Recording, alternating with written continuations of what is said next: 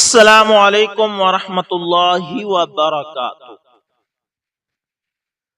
بسم اللہ الرحمن الرحیم۔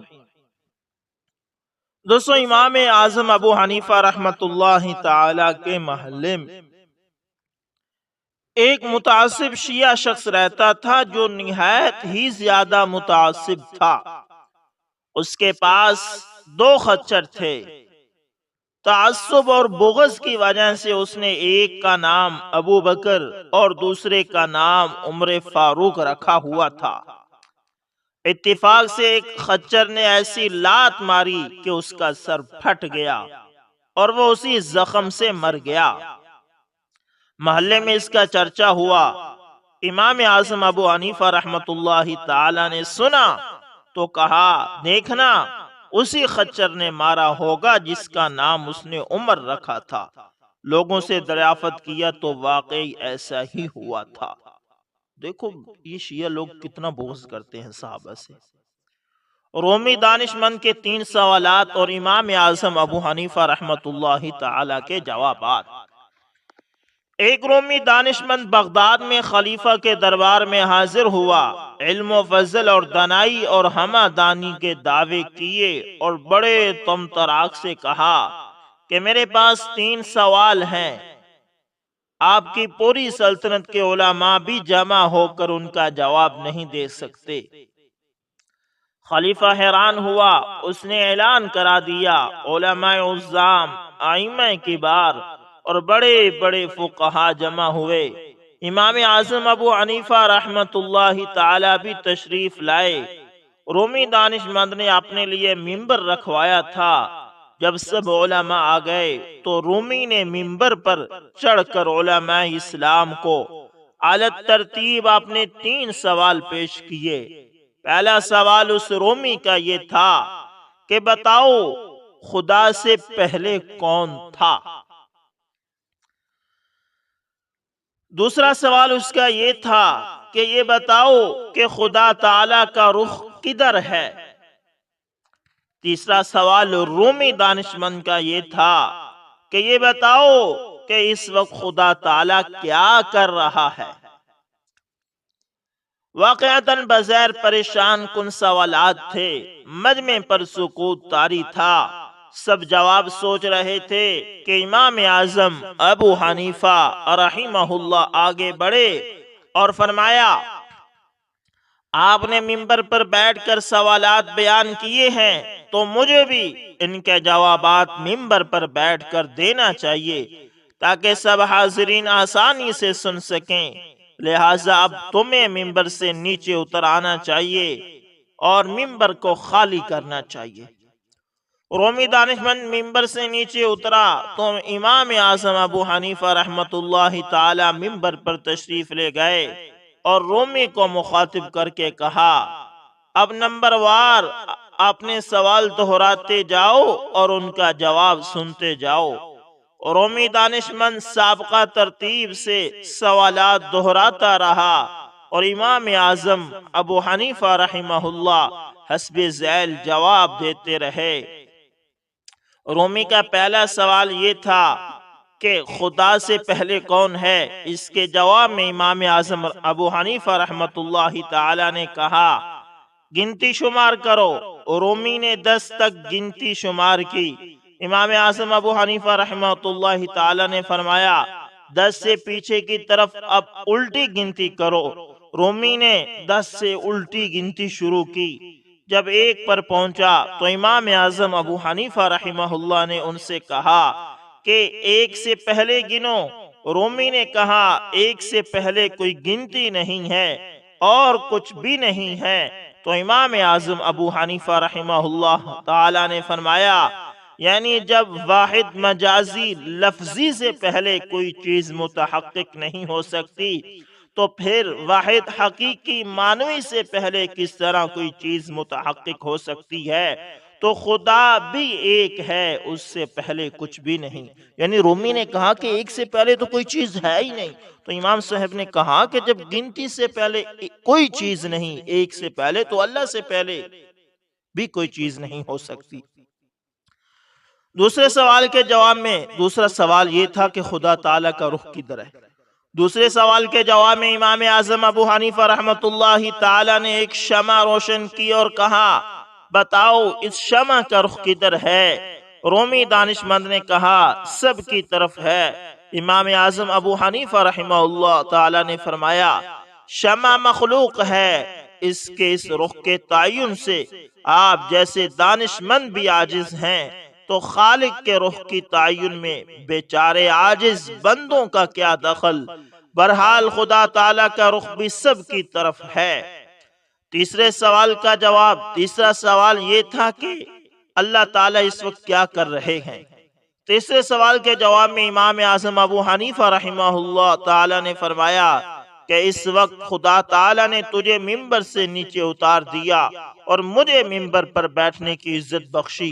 رومی دانش مند نے جوابات سنے تو شرمندہ ہوا اور راہ فرار اختیار کی۔ دوستو ایسے تھے ہمارے علماء کرام جو اللہ سے ڈرنے والے اور عقل مند تھے۔ امام اعظم ابو حنیفہ رحمۃ اللہ تعالی کا تقوی اور مجوسی کا قبول اسلام۔ دوستو علامہ فخر الدین رازی رحمۃ اللہ تعالی فرماتے ہیں کہ امام اعظم ابو حنیفہ رحمہ اللہ کا ایک مجوسی پر کچھ قرضہ ہو گیا۔ ایک روز امام صاحب اس مجوسی کے گھر مطالبے کے لیے گئے۔ جب اس کے مکان کے دروازے کے قریب پہنچے تو امام صاحب کی جوتی کو اتفاقاً کچھ نجاست لگ گئی۔ آپ نے اس سے نجاست کو دور کرنے کی غرض سے اسے جھاڑا تو کچھ نجاست اڑ کر مجوسی کی دیوار پر لگ گئی۔ اس صورتحال سے امام صاحب بڑے رنجیدہ اور پریشان ہوئے اور دل میں کہا کہ اگر میں اس نجاست کو اسی طرح رہنے دیتا ہوں تو یہ دیوار قبیح ہو جائے گی، اور اگر اس کو خریدتا ہوں تو اس سے دیوار کی مٹی گر پڑے گی اور اس سے مالک مکان کو نقصان پہنچتا ہے۔ چنانچہ آپ نے مجوسی کے دروازے کو کھٹکھٹایا، جس پر ایک لونڈی بہر آئی۔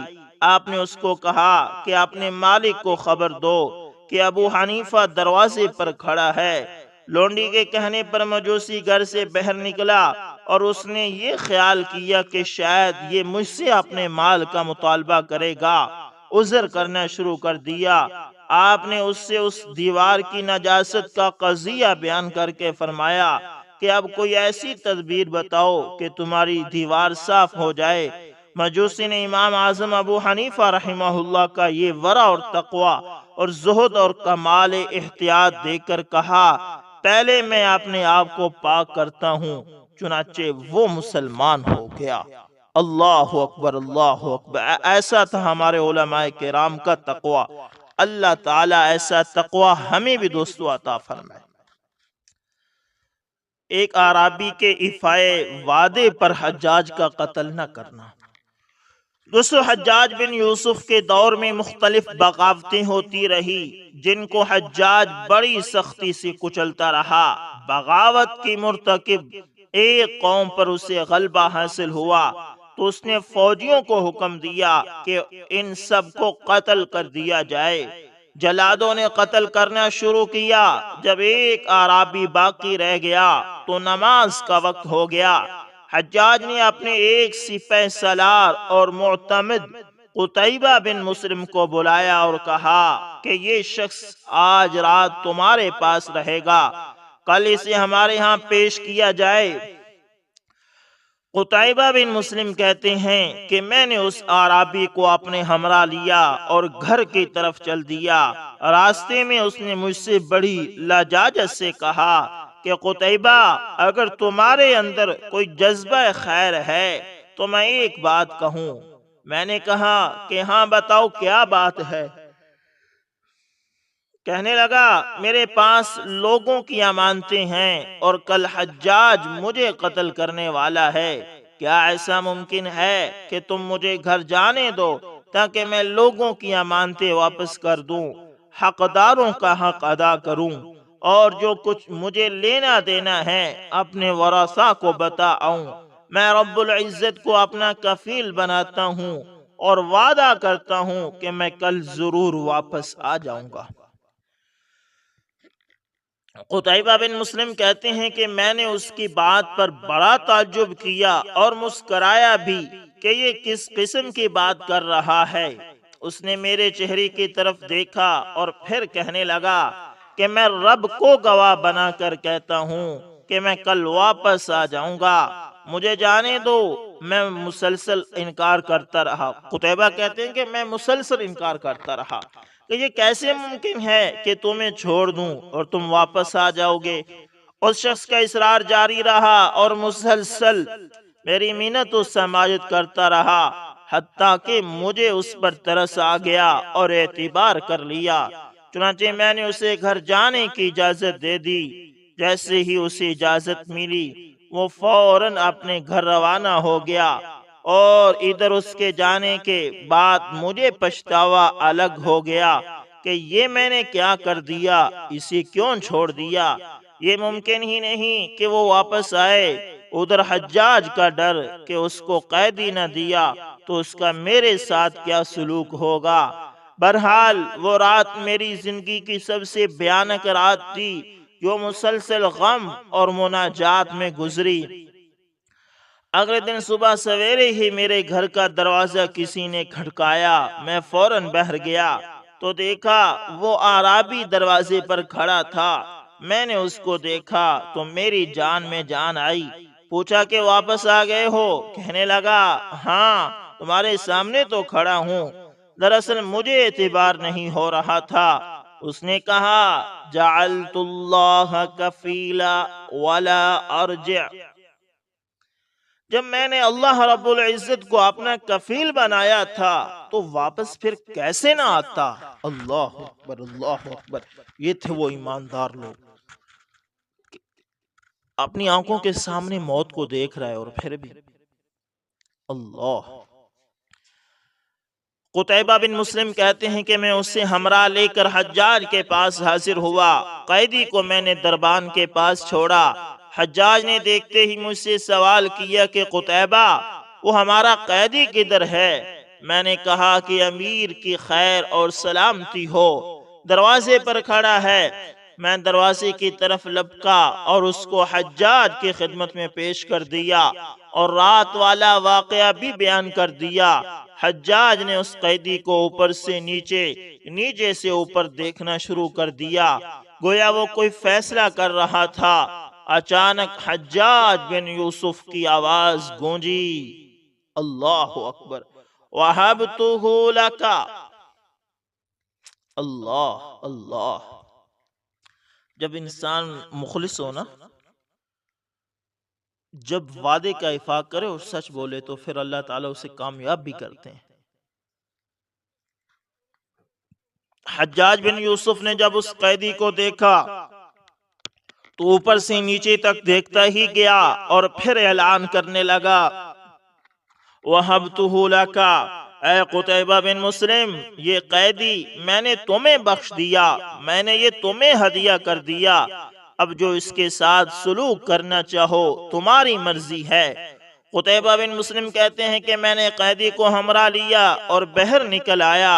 باہر نکل کر قیدی سے کہا جہاں تمہارا جی چاہے چلے جاؤ، میری طرف سے تم آزاد ہو۔ اس اعرابی نے آسمان کی طرف چہرہ کیا اور کہا اللہم لک الحمد، اللہم لک الحمد، اللہم لک الحمد۔ اے اللہ، اے اللہ، اے اللہ، تمام تعریف تیرے ہی لیے ہیں اور تیرا ہی شکر ہے۔ اللہ اکبر۔ سب سے پہلے اللہ کا شکر ادا کیا۔ واہ یار، کیا کہنے ان بندوں کے۔ اس کے بعد اس نے کوئی دوسرا کلمہ کہا اور نہ ہی میرا شکریہ ادا کیا اور ایک طرف چل دیا۔ مجھے بڑا تعجب ہوا کہ میں نے اس شخص کو موت کی چنگل سے نکالا ہے، مگر اس نے میرا شکریہ ادا کرنا بھی مناسب نہیں سمجھا۔ میں نے دل ہی دل میں کہا رب کعبہ کی قسم، یہ بدو مجنون ہے، پاگل ہے۔ یعنی کوئی ایسے بھی کر سکتا ہے کہ میں نے اسے موت کے منہ سے نکالا اور وہ میرا شکریہ تک ادا نہیں کر رہا۔ انہوں نے پھر اپنے دل ہی دل کے اندر اس کے بارے میں بدگمانیاں شروع کر دی کہ یہ تو پاگل قسم کا ہے، پاگل ہے، دیوانہ ہے۔ اگلے دن وہ عرابی دوبارہ میرے پاس آیا اور کہنے لگا یا ھذا جزاک اللہ عنی افضل الجزاء واللہ ما ذهب عنی امس ما صنعت ولكن اشرک فی حمد اللہ احدا۔ بھائی اللہ تعالیٰ تجھے میری طرف سے بہتر بدلہ دے۔ اللہ کی قسم میں نے کل جاتے ہوئے جو اللہ تعالیٰ کی حمد و ثنا بیان کی تھی اور اسی کا شکریہ ادا کیا تھا، اور تیرا کوئی شکریہ ادا نہ کر سکا کل، اس کا مجھے خیال ہے، تم برا مت ماننا۔ میں نے ایسا اس لیے کیا کہ یہ بات مجھے اچھی نہ لگی کہ اللہ تعالیٰ کی حمد و ثنا اور اس کے شکر میں کسی غیر کو ساتھ شریک کر لوں۔ اللہ اکبر، اللہ اکبر۔ اظہار و ہمدردی کا ایک حیرت انگیز واقعہ۔ دوستو علامہ واقدی رحمت اللہ تعالی فرماتے ہیں کہ ایک مرتبہ مجھے بڑی مالی پریشانی کا سامنا کرنا پڑا، فاقوں تک نوبت پہنچی، گھر سے اطلاع آئی کہ عید کا موقع ہے اور گھر میں کچھ نہیں۔ بڑے تو صبر کر لیں گے لیکن بچے مفلسی کی عید کیسے گزاریں گے؟ یہ سن کر میں اپنے ایک تاجر دوست کے پاس قرض لینے گیا۔ وہ مجھے دیکھتے ہی سمجھ گیا اور 1200 درہم کی سرمہر ایک تھیلی میرے ہاتھ تھما دی۔ میں گھر آیا، ابھی بیٹھا ہی تھا کہ میرا ایک ہاشمی دوست آیا۔ اس کے گھر میں افلاس و غربت نے ڈیرا ڈالا تھا، وہ قرض رقم چاہتا تھا۔ میں نے گھر جا کر اہلیہ کو قصہ سنایا، کہنے لگی کتنی رقم دینے کا ارادہ ہے؟ میں نے کہا تھیلی کی رقم نصف نصف تقسیم کر لیں گے، اس طرح دونوں کا کام چل جائے گا۔ کہنے لگی بڑی عجیب بات ہے، آپ ایک عام آدمی کے پاس گئے، اس نے آپ کو 1200 درہم دیے اور آپ اسے ایک عام آدمی کے عطیہ کا نصف یعنی اس ہاشمی کو نصف دے رہے ہیں، آپ اسے پوری تھیلی دے دو۔ چنانچہ میں نے وہ تھیلی کھولے بغیر سر بمہر اس کے حوالے کر دی۔ وہ تھیلی لے کر گھر پہنچا تو میرا تاجر دوست اس کے گھر پہنچ گیا۔ کہا عید کی آمد ہے، گھر میں کچھ نہیں، کچھ رقم بطور قرض چاہیے۔ ہاشمی دوست نے وہی تھیلی سر بمہر اس کے حوالے کر دی، یعنی کھولی کسی نے ابھی تک نہیں۔ اپنی ہی تھیلی اسی طرح سر بمہر دیکھ کر اسے بڑی حیرت ہوئی کہ یہ ماجرا کیا ہے۔ وہ تھیلی ہاشمی دوست کے ہاں چھوڑ کر میرے پاس آیا، میں نے اسے پورا قصہ سنایا۔ در حقیقت تاجر دوست کے پاس بھی اس تھیلی کے علاوہ کچھ نہیں تھا، وہ سارا مجھے دے گیا تھا اور خود قرض لینے ہاشمی کے پاس چلا گیا۔ ہاشمی نے جب وہ حوالہ کرنا چاہا تو راز کھل گیا۔ اثار و ہمدردی کے اس انوکھے واقعے کی اطلاع جب وزیر یحییٰ بن خالد کے پاس پہنچی تو وہ 10,000 دینار لے کر آئے، کہنے لگے ان میں 2,000 آپ کے، 2,000 آپ کے ہاشمی دوست کے، 2,000 تاجر دوست کے اور 4,000 آپ کی اہلیہ کے ہیں، کیونکہ وہ تو سب میں زیادہ قابل قدر اور لائق اعزاز ہے۔ اللہ اکبر۔ اللہ تعالیٰ ایسی ہمدردی کی توفیق ہمیں بھی دے کہ ہم اپنی ذات پر دوسروں کو ترجیح دیں۔ اللہ تعالیٰ ہمیں اپنے راستے میں بڑھ چڑھ کر خرچ کرنے کی توفیق دے، اور اللہ ہمیں اتنا دے کہ جس کا حساب نہ ہو، اور اللہ تعالیٰ اس کو اپنے راستے میں خرچ کرنے کی بھی توفیق دے۔ امید ہے دوستو ویڈیو اچھی لگی ہوگی، پسند آئے تو لائک شیئر کمنٹ لازمی کریں، اور اگر آپ ہمارے channel AS information T V پر نئے ہیں تو اس کو لازمی سبسکرائب کریں اور ساتھ میں بیل کے نشان کو دبانا نہ بھولنا، تاکہ ہر نئی ویڈیو کا نوٹیفیکیشن آپ لوگوں تک پہنچتے رہے۔ تو دوستو ملتے ہیں کسی نیکسٹ اچھی سی ویڈیو کے اندر، تب تک کے لیے اللہ حافظ، جزاکم اللہ خیر۔